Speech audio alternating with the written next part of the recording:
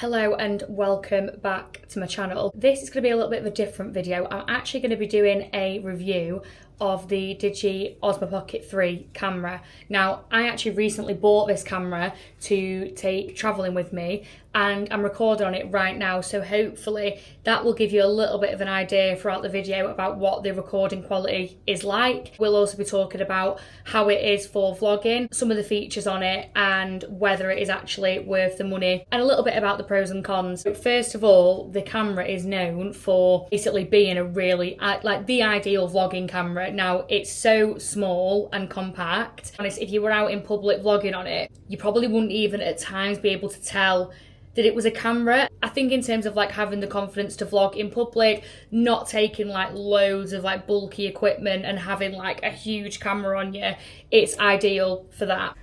This is the size of the camera, so really small. So you can kind of hold it down and angle the gimbal up like this.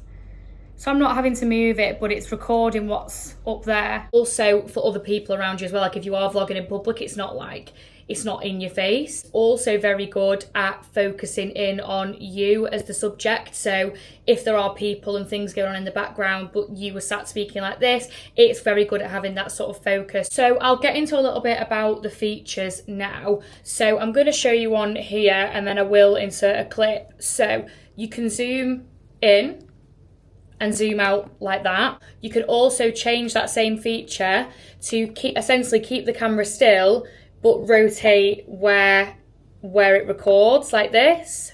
I could go up, down. The camera isn't moving, you can keep the camera stable and use those features, and you can switch between them both really easily. You can also very easily switch between features to record a video, take a photo, do a time lapse, like they're all on a menu and you can very quickly switch that up. Another thing to bear in mind is that you can record in portrait and landscape. You essentially rotate the screen. When you rotate it, it will automatically sort of recalibrate and go into either portrait or landscape. You can set it as a setting that regardless of whether the screen is portrait or landscape, that it records in one or the other, but I just usually keep it on auto rotation because it's really easy to switch between the two. If you were taking content for different platforms, i.e. you wanted to do a landscape video for YouTube and you wanted to do a portrait for TikTok or something like that, it's really easy to in the moment switch between those modes. So I found that to be really good. Now the only con to this is that when you are recording in portrait, you can only record in 3K. That's the highest quality that goes in.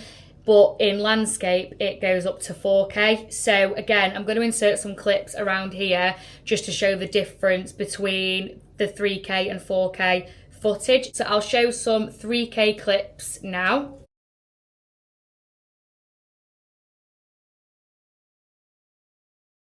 And then I'm going to show some 4K clips now.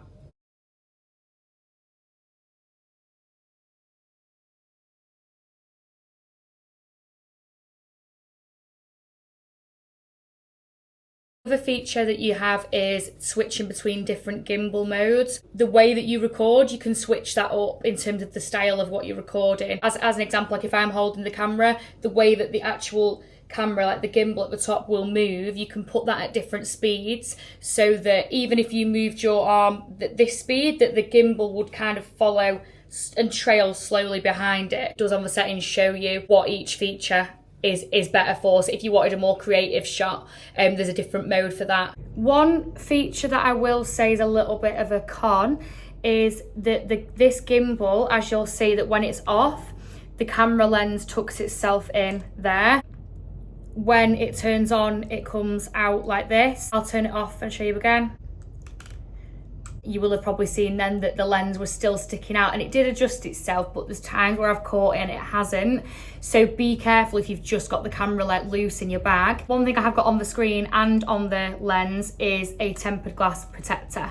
So hopefully that if anything did happen, that it would kind of like counteract that. One thing that you will be able to tell here as well is the quality difference in cameras. So I'm recording right now in 4K on my iPhone 15 Plus, and you'll have seen in the other clips what the recording quality is like on this camera. This isn't comparable to a Pro iPhone, which obviously automatically is a lot better in terms of like the camera quality, but it does give you a little bit of a comparison in terms of like what the quality is like. So another setting you can do is face auto detect and dynamic screening. So basically the first face that the camera sees when you start recording, it will put a box around it and then it will go green once it's ready to auto detect the face. So I could have the camera sat right here, and wherever I move, obviously the camera itself will stay still, but the gimbal will follow wherever my face goes. So that's a really good feature, like if you wanted to set it up and you wanted to walk away, for it to follow you wherever you're going, generally just for it to focus on you throughout the video. One thing which I have found does give it more stability is having the battery booster on the bottom, because it just gives it that little bit more length and just makes it a little bit more sturdy. So, you know, for example, if you are on the go and you are vlogging, you know, I'd always find like, you know, if you were taking a video on your phone, it kind of has a bit of it's very hard to stabilize the phone and, you know, capture something where it's not kind of shaking a little bit.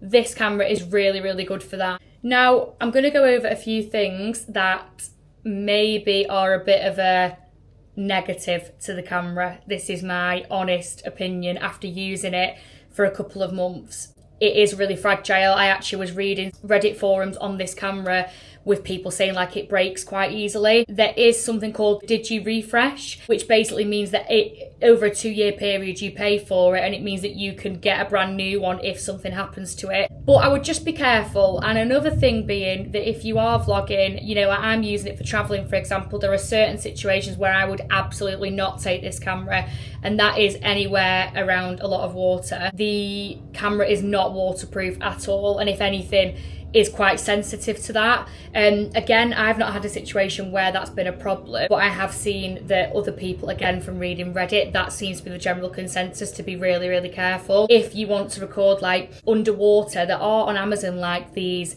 waterproof covers, but I don't trust it because they're not the official Digi product. They're not from their website. I would absolutely not take this underwater and trust a product of Amazon for something of that level, which could literally just break your camera in an instant. It's not even worth it. Generally, I think this is probably better for your day-to-day, everyday style vlogging, as opposed to anything too adventurous. That does lead me on to another con, that with that, where the SD card slots in, there's no cover on it. It's not protected, which I do think is a bit of a negative to it, because obviously if anything got in there, it could ruin your SD card, it could ruin the slot that it goes into. So, you know, that could have easily maybe been solved. So now we'll discuss the creator kit and whether that's worth it and whether you should just get the camera. The creator kit looks like this. Actually, that's kind of a good example. Do you see what I mean about how it will focus in on the subject that is there, and it takes me out of focus but focuses on this? So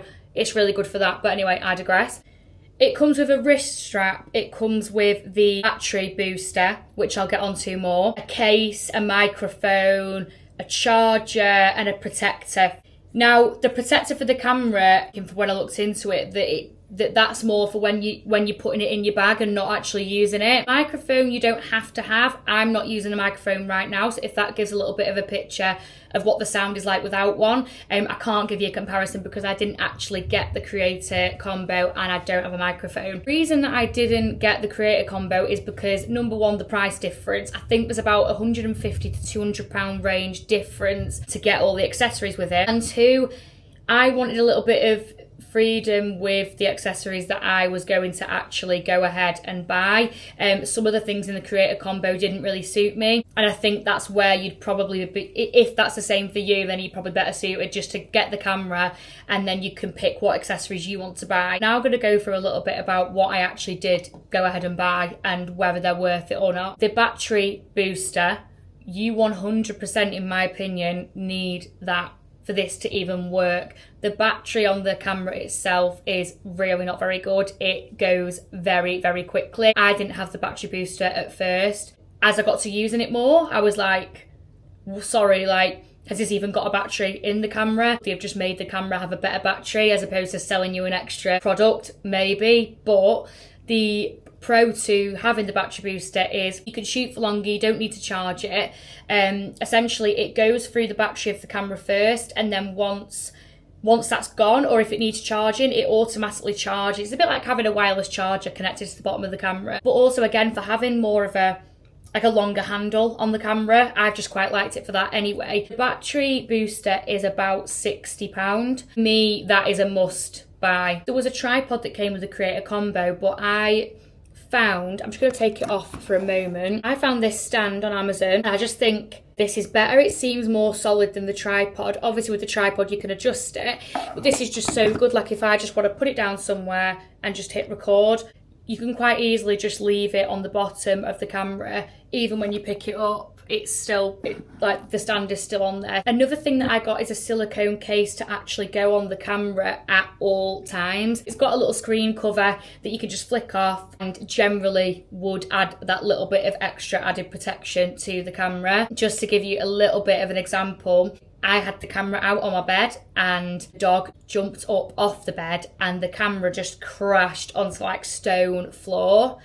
When I say like I actually screamed, it was like a slow motion moment. I was like, this is game over. The camera's going to be absolutely fucked. The camera was fine. I would probably guess that it's because I've got the extra case on it to kind of absorb a little bit of that shock. The case that I got also comes with a little wrist strap. If you're recording on the go, like definitely use a wrist strap for this camera. I also got this case. Creator combo does come with a case to kind of put all your kit in and stuff like that.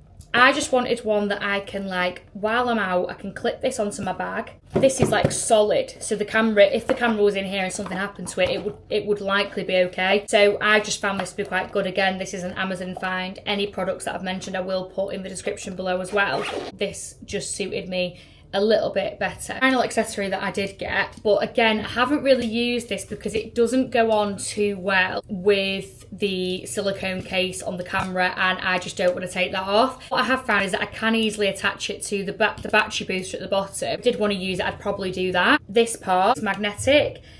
This essentially would go on the camera, and then you can adjust this. You can literally just stick it onto something and it will stick. Again, it'd be really good, like if you were vlogging out somewhere, you could stick it on and you could move away. You could put your facial auto detect on and it would just be wherever you want it to be. So that's really good, but generally I haven't got as much use out of this, but I know that it would be a really, really good little accessory to have for the camera. Is the creator kit worth it? Maybe, like if you think you will get use out of all of those products. However, there are cheaper ones available elsewhere to where you can kind of just customize it yourself and have a little bit more freedom with what accessories you're choosing, because I can imagine that if you got the creator combo and also you wanted to get some of your own bits, the price is suddenly sort of racking up a little bit.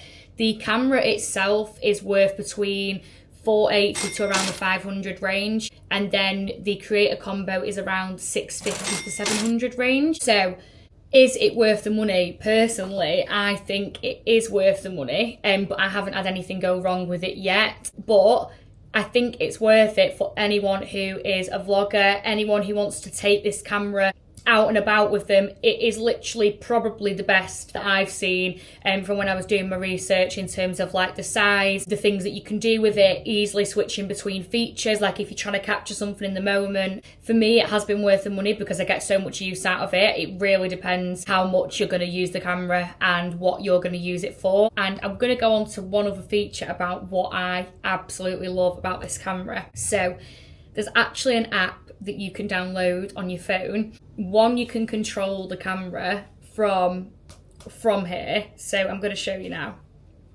Okay, so I am controlling this from...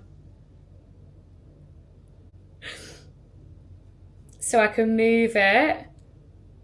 I don't have to touch the camera itself. Move it left, move it right, zooming in, zooming out, all from your phone, because the screen is quite small. So if you were quite far away, for example, and you wanted to check what the shot actually looked like without having to move the camera, it is ideal for that. You can check what the lighting's like on there. Also, having the app, that is how you can get your footage off the camera onto your phone straight away. You can then get the whole library up of what's on your SD card on the camera on your phone, view them like remotely from the camera, then download the footage that you want straight away and they'll just be in your camera roll. It has like an academy. Oh, that reflection's not very good. It has an academy on there. So if you go onto that, it gives you like a beginner's guide to the camera and will talk you through all the features in more detail, how best to use it, what features might suit you, etc. Also has like access to the store, like for different products, like for vlogging and stuff. The best way to get a particular shot, so it's got like different situations going across there, like stay at home, food, seaside, festival. It's great. Like, I've actually loved that about it. Generally, I do think it's worth it, but I do think there are improvements that should or need to be made in the next one. I think there's some really good accessories that you can get for it to optimize your use of the camera. If you've got any questions on this, I'm happy to answer them in the comments. So I hope you've enjoyed the video. Thank you so much for watching. If you enjoyed it, please give it a thumbs up and hit the subscribe button, and I will see you in the next one. Bye.